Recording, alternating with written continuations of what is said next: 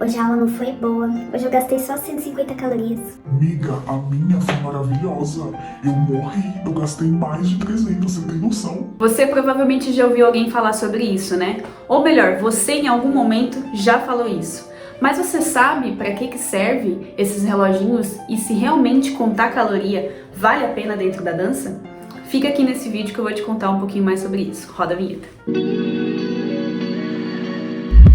E aí, meu povo bailarinístico, sejam muito bem-vindos ao meu canal. Eu sou a Tamires Reis e hoje no vídeo eu vou contar um pouquinho sobre essa neura de contar calorias dentro da dança, não só durante as aulas, contar caloria em aplicativo, quanto que eu comi, o quanto que aquele clube social tem de caloria, o quanto que o hambúrguer tem de caloria e se isso realmente vale a pena dentro da nossa dança. Hoje em dia ficou muito comum o consumo desses relógios que tem frequencímetro, que tem calorímetro e etc, né, os chamados smartwatches, e isso acabou trazendo um problema um pouco maior dentro da dança, porque se já era comum os bailarinos saírem contando calorias, saírem mensurando tudo que eles consomem, com esses relógios então virou uma loucura. Só que antes de mais nada a gente precisa entender como que de fato a gente usa esse tipo de ferramenta. Eu, por exemplo, eu uso essa Smart Band, né, que é a Mi Band 4,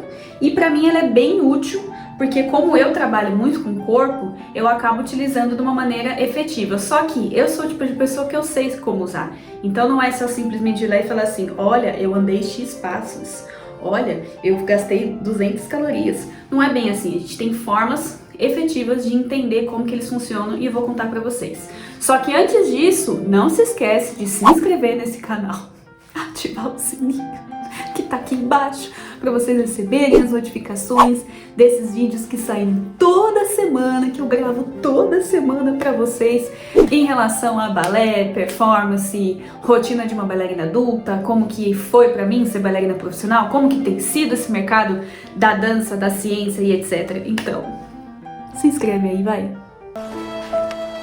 Tô esperando. Se inscreveu? Ativou o sininho? Então vamos lá. Eu fiz uma pesquisa rápida em alguns modelos mais utilizados aí, né, pela mídia e tudo mais, os mais vendidos, e eu acabei descobrindo que existem algoritmos diferentes em cada um desses relógios. Então assim, dentro da ciência, a gente tem os frequencímetros que realmente são validados, que são aqueles que são utilizados para pesquisas científicas e que eles são um valor bem mais acima do que o pessoal vende aí com os smartwatches, Apple Watch, Mi Band, etc. Então a ferramenta em si ela é completamente diferente e aí muitos dessas empresas de relógios, eles pegaram uma parte desses estudos e jogaram uma versão um pouco mais simples nesses reloginhos que a gente consome. Só que justamente por ter colocado uma maneira mais simples, eles acabaram generalizando alguns aspectos e isso faz com que o relógio ele precise de uma interpretação um pouquinho mais apurada para a gente poder utilizar no nosso dia a dia sem causar aquela neura. Então, por exemplo, esses reloginhos normalmente eles têm em média 6 modos de exercício. Então você tem lá corrida, você tem natação, você tem esteira, você tem exercício e você tem corrida ao ar livre, com GPS, sem GPS e tal. Então eles classificam bem no geralzão alguns modos de exercício para que você consiga colocar na hora que você vai começar a sua atividade. Só que aí é que tá o grande problema. Nós bailarinos, a gente não nada, a gente não corre ao ar livre, a gente não usa esteira, a gente não usa bike, então o único que poderia ser selecionado nesses relógios é o modo exercício. Só que o modo exercício ele é extremamente genérico, porque dentro de um exercício você pode colocar musculação, você pode colocar pilates, você pode colocar HIIT, você pode colocar balé, você pode colocar PBT, você pode colocar qualquer tipo de exercício. Então ele fica muito generalizado. E quando a gente fala de exercício, efetivamente, existem formas diferentes de você fazer um exercício. Como, por exemplo, dentro de uma própria musculação. Você pode fazer uma musculação que ela é um pouco maior, com intervalos maiores, como você pode fazer uma musculação menor com intervalos maiores. E são vias energéticas diferentes que são ativadas dentro desse tipo de exercício.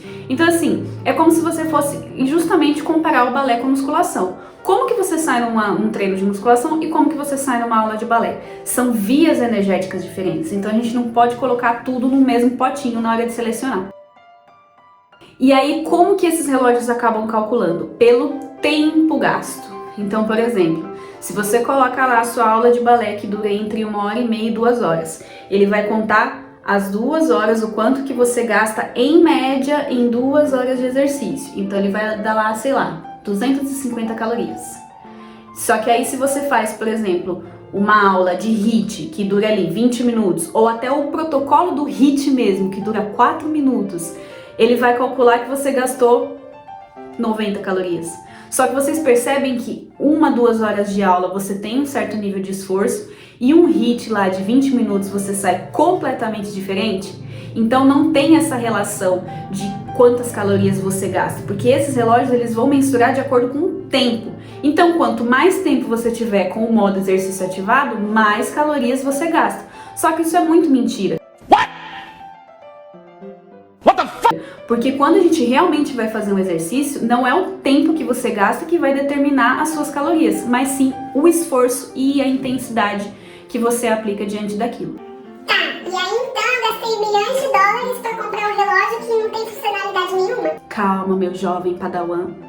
Calma, você deve ter. Essas funções, elas são efetivas, só que ao invés da gente olhar a caloria, a gente pode olhar a frequência cardíaca, que também é marcada lá. E fica muito mais legal quando você aplica aquela escala de Borg que eu falei no vídeo da semana passada. Então, quando você compara o esforço que você faz com a frequência cardíaca do relógio, você consegue entender o quanto de esforço e qual foi a intensidade do seu treino efetivamente. Mas ainda assim, a gente não tem que colocar sempre todos os treinos, você precisa atingir mais de 150 batimentos por minuto, taranã, porque todos os treinos precisam ser muito pesados, porque eu tenho que Sair esbaforida, eu tenho que sair capingando, eu tenho que morrer, eu não consigo descer as escadas. Não é bem assim, porque existem modos e modos da gente fazer exercício, como por exemplo, um treino de membro inferior, que é um treino de perna. Por ter músculos maiores, por ter membros maiores, a gente acaba gastando mais energia, gastando mais intensidade.